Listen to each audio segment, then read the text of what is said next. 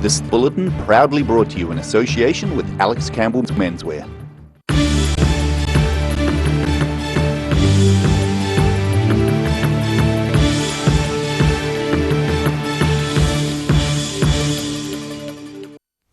Good evening, here is the news. I'm Craig Story. A Dunedin woman is seeing red about a lack of yellow lines on a suburban street. University of Otago Administrator Zoe Cook has been parking in North Dunedin streets without any hassle for years. But this week she was upset to find a $60 parking ticket on her car when it was parked in Upper Albany Street. DCC Parking Services team leader Peter Hanlon says it's illegal for a vehicle to park on or closer than 6 metres to an intersection. Typically broken yellow lines show the distance, but Cook says there aren't any markings in this intersection. I don't know without lines how you judge the top back.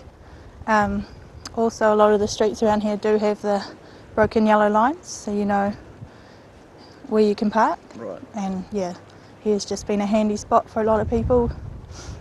And yeah, so I was surprised that on that day the rules were enforced, and on other days they haven't been. She says the parks are popular with students and people who work in North Dunedin. The DCC's Peter Hanlon says people are welcome to contest a ticket with the council, but the 6 metre rule is spelled out in the New Zealand Road Code. Last year, the Dunedin City Council processed the highest number of building consents since 2012. The value of those consents totaled an impressive $402.5 million. That's more than twice the average of the past 5 years. Development happening in the Dunedin Central District shows the building business is booming. Data just released for 2016 revealed over 2,717 consents were processed by the Dunedin City Council. Council General Manager of Community Services Simon Pickford says the figures can be attributed in large part to the extensive number of high-profile developments occurring in the business district. There are some big projects across the city. So the dental school is one, also the Polytechnic residential work. So lots of big projects, and of course the courthouse, which is being earthquake strengthened. So this is great for the city in terms of the contractors that are coming in to do that work. Not everyone has been persuaded that development on a large scale in the city is a good thing. The Cobb & Co restaurant deck, signed off this week by Commissioner Gary Ray, was highly controversial. But Director of Enterprise Dunedin, John Christie, is confident local infrastructure can cope with the demand. We've got a potential new hotel development in the city, which I'm sure a lot of the residents are going to have their opinions on, and that's why we put it through a robust public process so they can have their say. But the good thing is that our economy is looking strong. We're seeing growth we haven't seen for decades, and that for me is a real sign that people are wanting to invest in the city. It's providing jobs for our residents, and it's still keeping Dunedin an enjoyable place to visit, to come and study, to live and to work. Of the 2,717 consents, 403 were for new residential dwellings, totalling $135.6 million. Roselle Lebone, The South Today. Southern District Health Board Commissioner Kathy Grant has announced the appointment of Chris Fleming as the new Chief Executive. He was seconded in the role of Interim Chief Executive last September while an extensive recruitment process took place. Fleming has proven experience in the executive roles at Nelson Marlborough Health and South Canterbury DHB, overseeing significant organisational change. Fleming says he is excited to accept the role and progress the range of initiatives underway. The Queenstown Airport Corporation plans to spend $2.7 million expanding its car parking and improving traffic flows. Work is expected to begin in mid-February and finish by the end of June, just in time for the peak winter season. Mina Amso has more. Visitors and locals have long complained about Queenstown's airport's lack of parking and traffic congestion. Now the airport's promising to do something about it, announcing a 2-minute public drop-off zone, a new roundabout inside the airport's entrance with a dual lane and over 50 additional staff car parks. This stage that we're about to embark on in a couple weeks will be quite a large piece of work. We're going to be redesigning the traffic flow around Queenstown Airport, putting in a roundabout toward the entrance so rental cars don't have to go through the whole perimeter of the airport. Hello, Mina Amso in Queenstown Airport. While the redevelopment is good news for visitors, the Queenstown Corporation is not winning friends with the local Frankton community, being accused of keeping people like locals in the dark. For the actual Frankton residents, the feedback I get and the feeling I get is they're a law unto themselves and they don't really have any engagement with us. So, but that's been like that.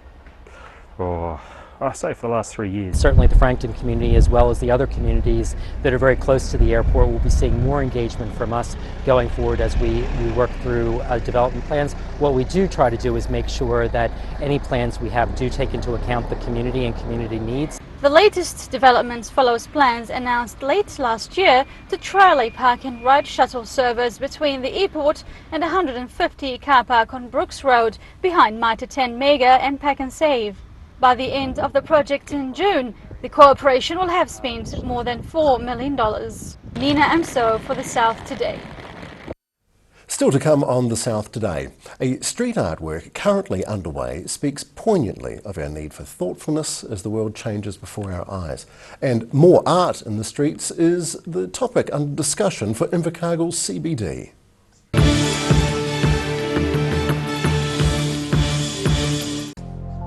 Emu oil has been used for centuries to support joint mobility and tired muscles.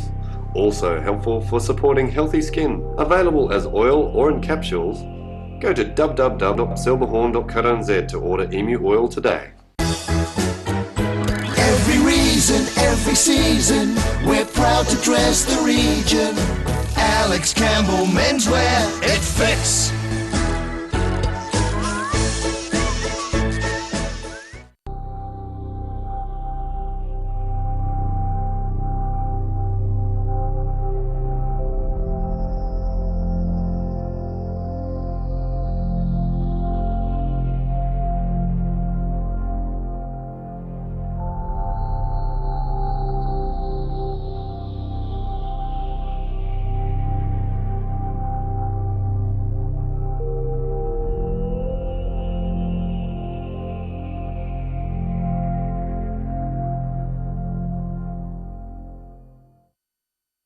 Grandad loved his family and surfing, in that order.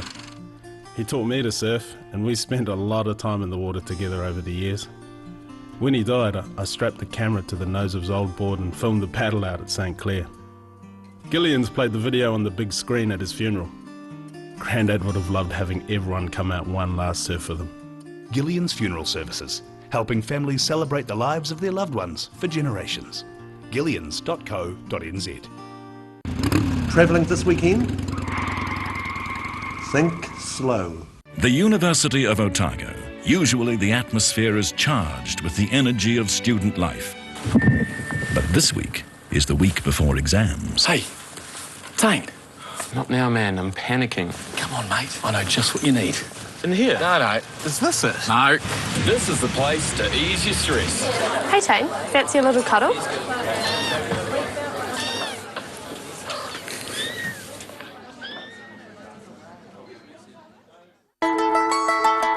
Bring some more joy into your world by adopting one of our adult animals at SPCA Otago.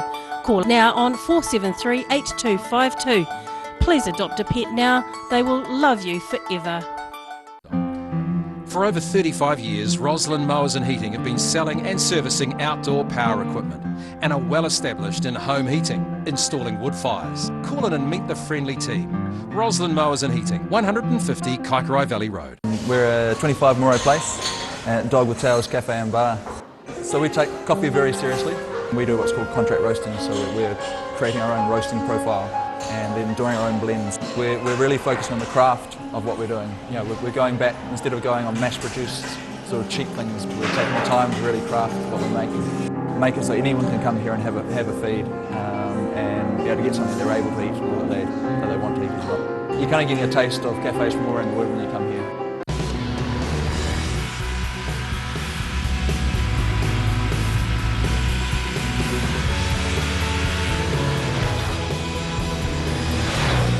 get finance, and get on the road. Talk to MTF today.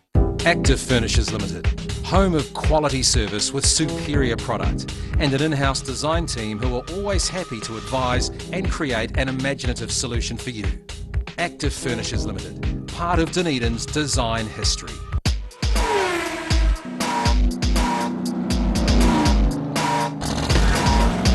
Put your seatbelts on for this one and rev it up. Thursday night is Motorsport Night. Proudly brought to you by multi-award winning Garrador.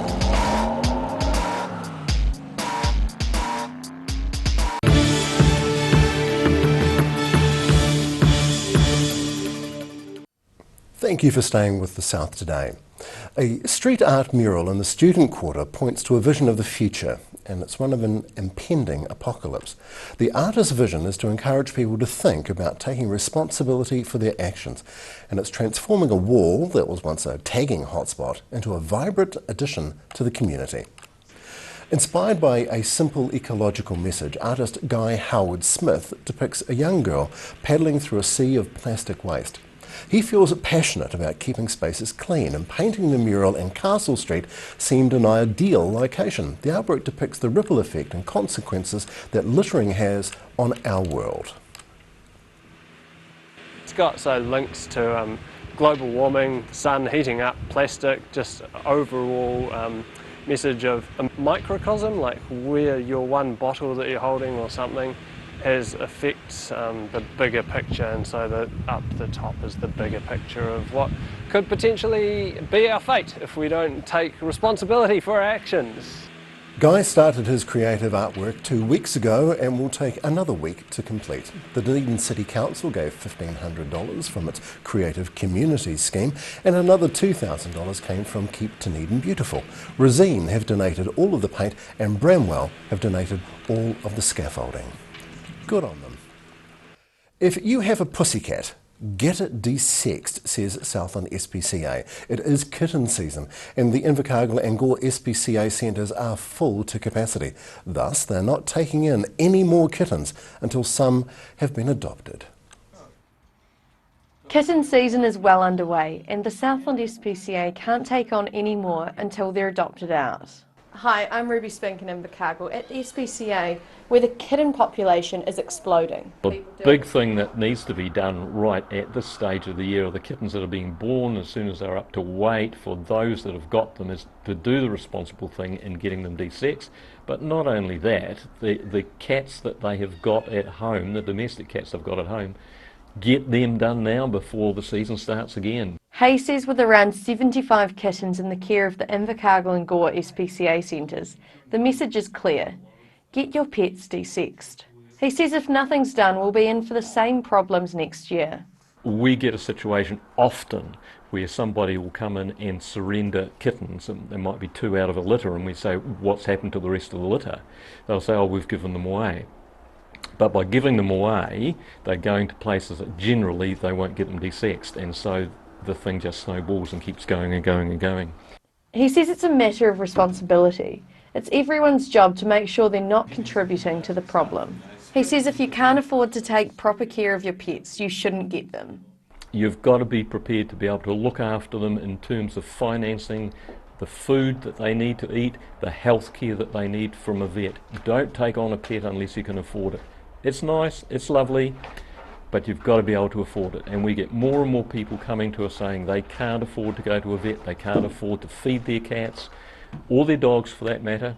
Don't take one on if you can't afford it. We can't give you the money to do it. You've got to be responsible. He says there aren't any programs in place to provide affordable desexing, but if people have a community services card, they should call the SPCA to see if there's anything they can help out with. I'm Ruby Spink for The South Today. Oh, pussycat. Drivers on the 4-year Bentley tour of New Zealand stopped into Dunedin yesterday as they circumnavigated the country. Most of the English-built cars were freighted to New Zealand for the tour, which sees drivers and their machines making a full round trip of Aotearoa. They don't build them like they used to. A group of 23 cars manufactured by English company Bentley are currently on a tour of New Zealand. It's something that many of the drivers and vehicles have done before. It's the sixth time that the Bentley Drivers Club from the UK have, through one of their very enthusiastic members over there, Cedric Cook, has organised 6 New Zealand Bentley tours. This is the 5th one that I've been involved in with the New Zealand side of organising everything and booking everything, this time with another colleague of mine, Melanie Allen, who's worked with me for 2 Bentley tours. Many owners of the legendary English-made luxury cars have made the pilgrimage to New Zealand before, including brothers Ross and Cedric Cook, who will travel in separate Bentleys. New Zealand tour organiser Tony Haycock says it's a regular occurrence, but couldn't be an annual event. Generally they run one about every 4 years, which is good because it's a good 2.5 years work goes into organising one, so any sooner than that it starts getting to be a little bit difficult to put it all together in time. Most of the visiting vehicles are vintage machines. 19 of them are Bentleys and 4 Lagondas. Our oldest car is a 1922 Bentley 3 litre. We have about a 2006 Continental GTC, although he did actually have a vintage Bentley, but he had engine problems a couple of weeks before it was due to go. So rather than missing out on the tour, he's popped his modern one in the box and he's come along. As far as the older cars go, the majority of them are pre-war. I think we've got 2 1940s cars, but the rest of them are all pre-1939. About 15 of the cars are from the UK, others are from Germany and elsewhere in Europe, as well as from other countries including Canada and the United States. The Bentley has been described as the finest touring car in the world. Daryl Baser, The South Today. After the break on The South Today, it's arts for art's sake, desperately needed in the Invercargill CBD, and what's in tomorrow's ODT, and the weather. Will it be raincoats or sunscreen?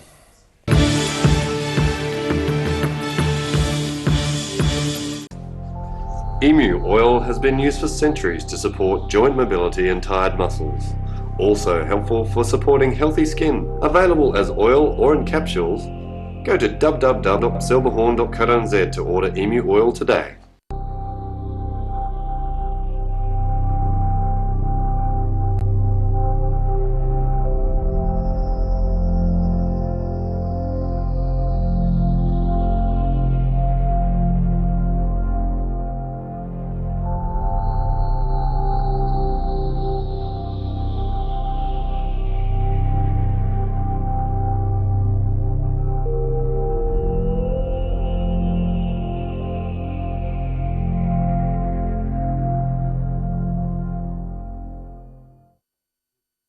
Active Furnishers Limited, home of quality service with superior product and an in-house design team who are always happy to advise and create an imaginative solution for you. Active Furnishers Limited, part of Dunedin's design history. Travelling this weekend? Think slow. Bring some more joy into your world by adopting one of our adult animals at SPCA Otago. Call now on 473 8252. Please adopt a pet now, they will love you forever. Here is this week's Mole Map UV report.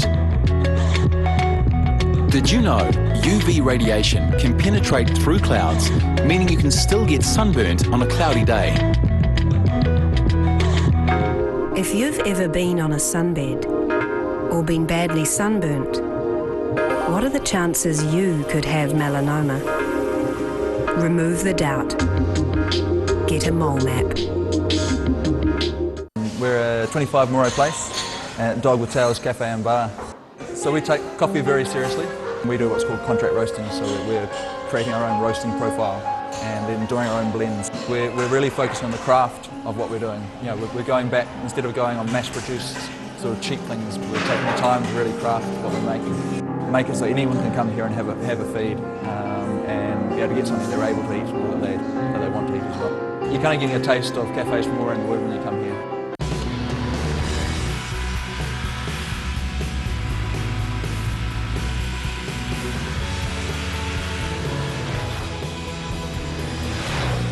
Get finance and get on the road. Talk to MTF today.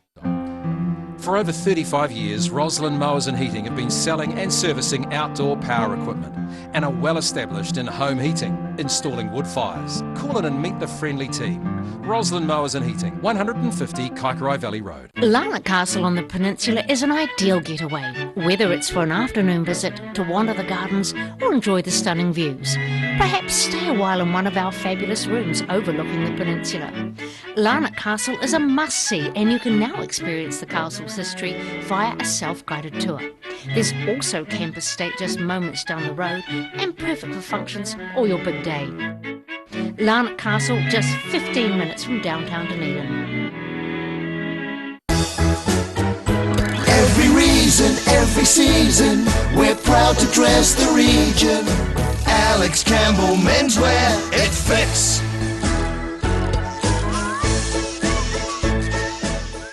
From rare to the recent, visit the legendary Hard to Find for your quality second-hand books. With the largest stock in New Zealand and a friendly book-loving atmosphere. For good prices, buying or selling, come visit 20 Dowling Street.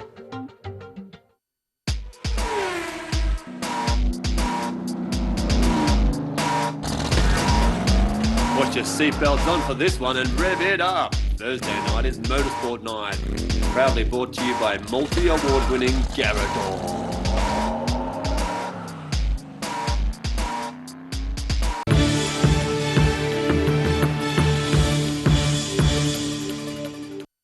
Thank you for staying with the South today. Dunedin residents, of course, are enjoying a rare fine break in the weather today, but the Met Service warned that it won't last. Stormy weather comes our way. However, meteorologist Tom Adams says don't blame it on climate change. Dunedin residents took to the beaches and the streets today. After all, on the one day of summer so far this year, working's for the birds. I'm Roselle Labone and I'm here with tourists and locals at the 28-degree high of a Dunedin summer day. Summer's been a long time coming. It could well be over by tomorrow, and therefore Dunedin residents were making sure not to miss it. In Germany it's winter and it's minus 10 degrees, so I really enjoy the sun and the heat, and I really like it. It's sort of annoying though because this is when school's starting, but it's good. I love it. It's absolutely great. It's amazing. We've had such cold, freezing for so long. It's really good. What do you think about all signs that tomorrow is going to be a complete turnaround? Oh, of course it will be. That's the way our weather goes in Dunedin. This convenience store ran out of milkshakes. And this Subway in Princes Street even ran out of ice. And our air conditioning doesn't work, and it's really a struggle right now to be working at these conditions. But as predicted, by midday the bright skies were already giving way to grey. But Dunedin certainly is particularly changeable because being stuck out on the coast like that, down the far south, as fronts do come through particularly quickly.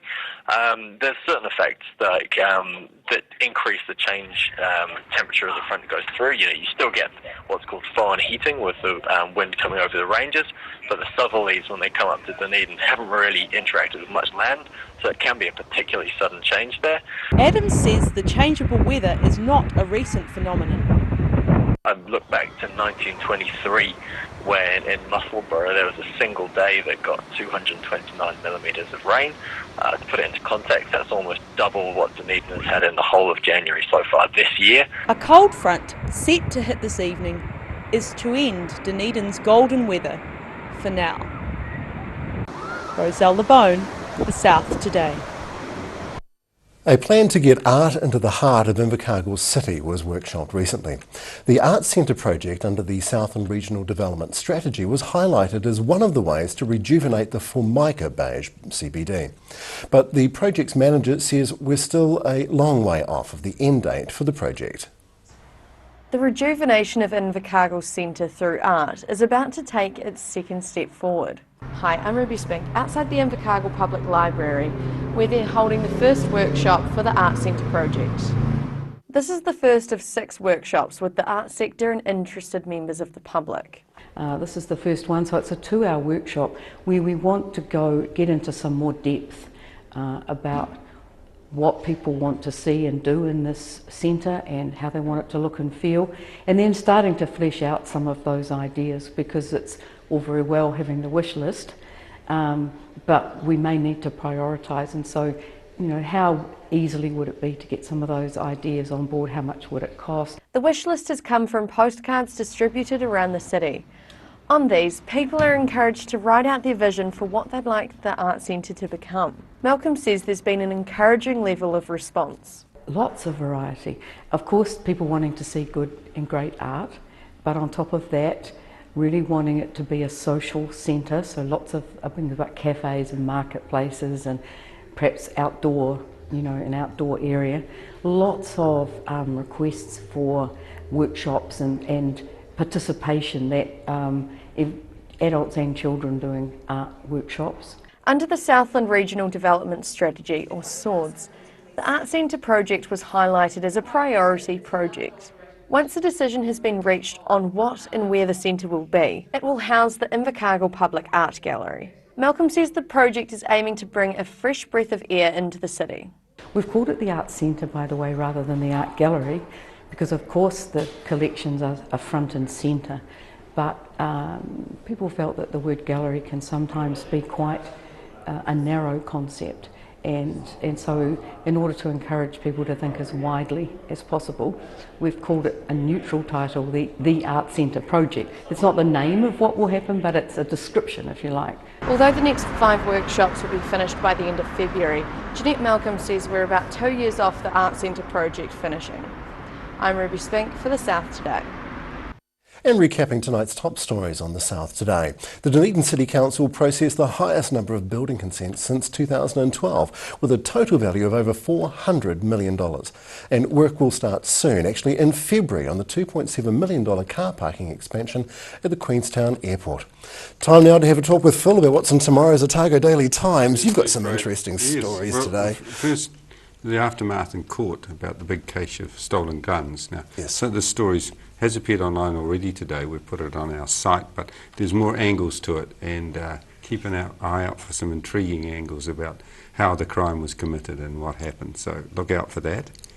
Let's switch up country a bit. Cardrona plan changes proposed. It would allow for a 12-hole golf course, and the developer thinks in time there could be 4-star hotels and houses, more residential houses and so on. The area just north of where Cardrona Village is now. Can't stop progress. And back to another crime story, a criminal that needs to develop a few clues. That ram raids in town, cigarettes from them were being sold on Facebook. You're joking. So the police had a really tough time tracking them down. Thank you so very much indeed, sir. More editions with tomorrow's Otago Daily Times. Time now to have a look at tomorrow's weather.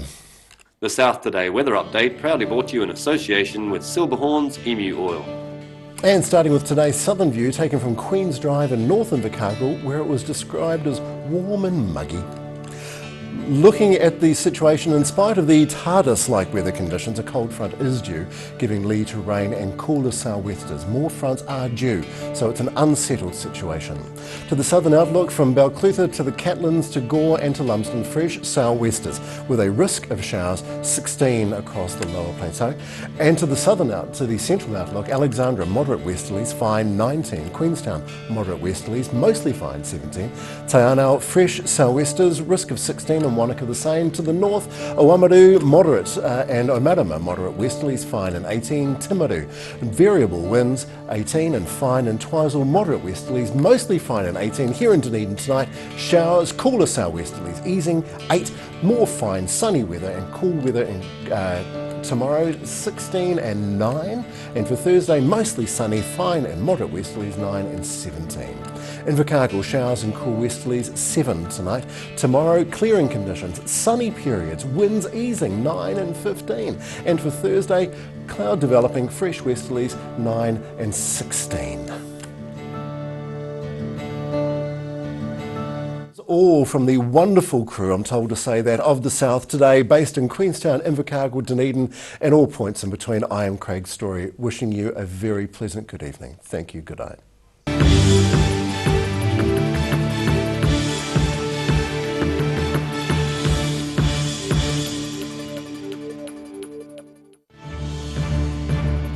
This bulletin proudly brought to you in association with Alex Campbell's Menswear. Supporting local content so you can see more of New Zealand on air.